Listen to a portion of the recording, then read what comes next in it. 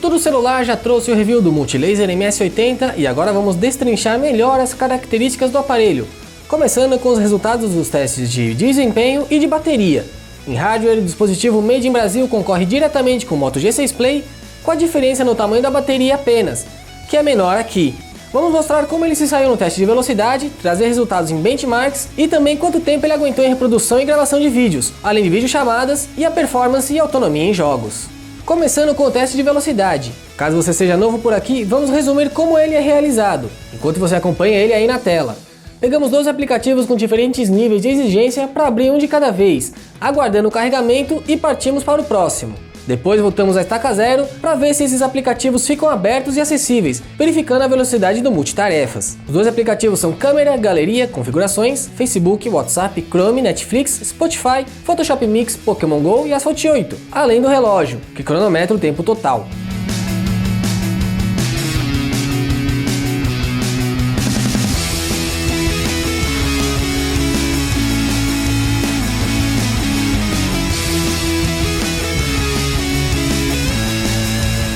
O MS80 tem um pouco de dificuldade na troca de um aplicativo para o outro, mas ao menos segurou todos na segunda volta. Sendo assim, o tempo total do teste ficou em 2 minutos e 15 segundos, bastante acima de 1 minuto e meio do Moto G6 Play, por exemplo. Em benchmarks, os resultados do AnTuTu, Geekbench, 3D Mark e GFX Bench ficaram todos na mesma faixa do Moto G6 Play e de outros dispositivos que possuem hardware equivalente.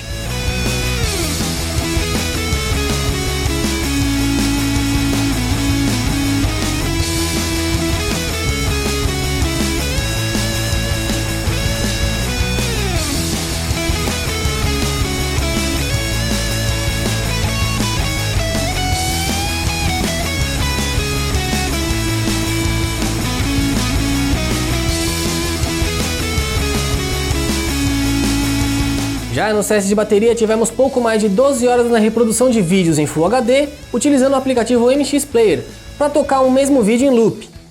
A gravação de vídeos também em Full HD ficou em pouco mais de 3 horas, utilizando sempre o aplicativo nativo de câmera do dispositivo. E no Skype o teste de videochamadas durou pouco menos de 4 horas.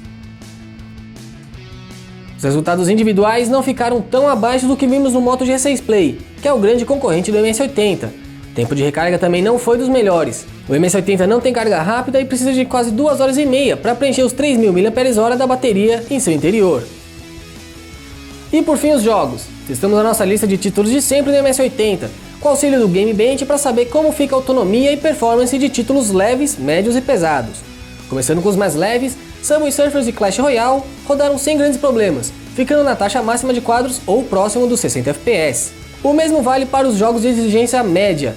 Apesar de não ter chegado à taxa de quadros média, o MS80 ficou em 30 FPS ou acima disso em Asphalt 8, Modern Combat 5 e Vainglory. Já nos jogos mais pesados, representados aqui por Injustice 2 e PUBG Mobile, a taxa de quadros ficou um pouco abaixo dos 30 FPS, mas com performance razoável para quem não é muito exigente. A autonomia média ficou em pouco mais de 5 horas, que é um tempo baixo na comparação com outros dispositivos que já testamos aqui na bancada do Tudo Celular.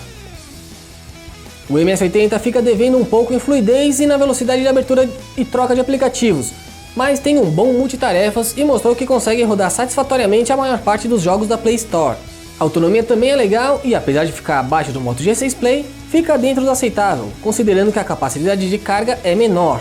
No geral, é um bom smartphone em autonomia e desempenho, considerando sua faixa de preço.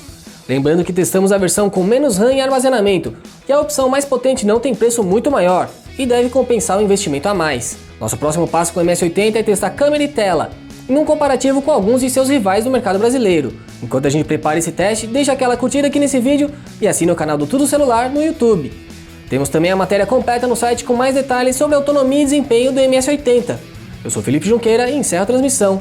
Um abraço e até a próxima.